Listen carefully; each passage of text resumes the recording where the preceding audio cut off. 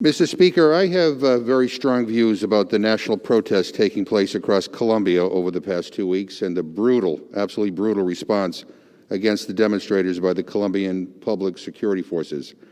But today I rise about a very different and specific human rights crisis in Colombia, one that receives little attention in the United States and from the international community.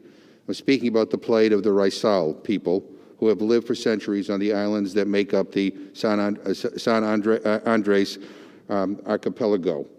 The Raizal are descendants of pilgrim settlers, enslaved Africans, Amerindians, and British immigrants. They speak Creole English and are most are Protestants. However, in a twist of fate characteristic of the history of colonization, the islands on which they live, San Andres, Catalina, and Old Providence, are under the sovereignty of Colombia, whose population is Spanish-speaking and largely Catholic. It's been that way since the 1800s. For a long time, the Raizal were left largely to their own devices. They were self-governed with a self-sustaining economy. But in the 1950s, the Colombian government decided to strengthen control over the islands by promoting tourism and mass migration from the mainland. The result is that San Andres, the largest of the islands, is extremely overpopulated. The Raizal have been reduced to minority status on that island, and the development for tourism has so seriously damaged the pristine environment that UNESCO tried to protect it by declaring it a biosphere reserve in 2000. But the smaller islands of Old Providence, accessible only by ferry or small plane, and Catalina, connected by a bridge, largely escaped the fate of San Andres. The population of both is almost entirely Raizal, and their communities have successfully resisted efforts to bring in big development projects or build military installations there, until now. The islands were hit very hard by Hurricane Iota last November. On Old Providence, hundreds of houses were damaged and hundreds more destroyed completely. Colombian President Ivan Duque promised to rebuild in 100 days. It's now been 6 months. The next hurricane season is on the horizon, and reconstruction is nowhere near complete. The delay is partly due to the government's failure to properly consult with those most affected. But what the government did do was allow the Colombian Navy to take advantage of the crisis and build a new dock, a project the community had previously rejected due to the risk of environmental damage. The Navy has installed its dock near a fisherman's co-op whose own dock was destroyed by Iota, cutting off its members' access. In response, fishermen whose livelihoods are at risk have been protesting for 62 days. There is a profound difference of vision between the islanders and the mainlanders.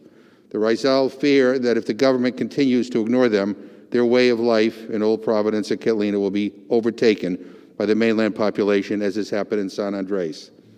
And that would be a major violation of the human rights of the Raizal people. In 2004, when the UN Special Rapporteur on Racism visited the Archipelago, the Raizal communities complained of political discrimination and marginalization from the decision-making processes that affected their territory.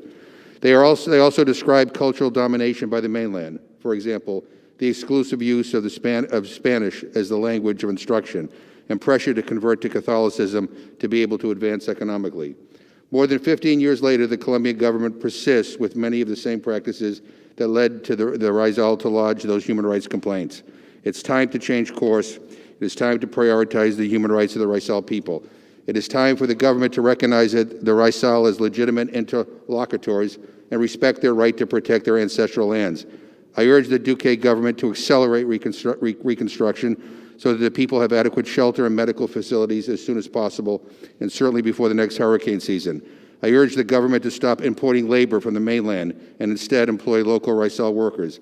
I urge the government to remove the Navy's new dock, rebuild the co-op stock instead, and end further militarization of the islands.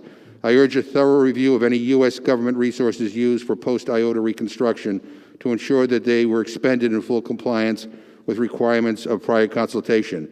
And I encourage the United Nations and the inter-American human rights bodies to immediately review the situation of the Raizal people and issue new recommendations to the Colombian government to ensure that their rights are fully protected going forward. Thank you, and I yield back my time.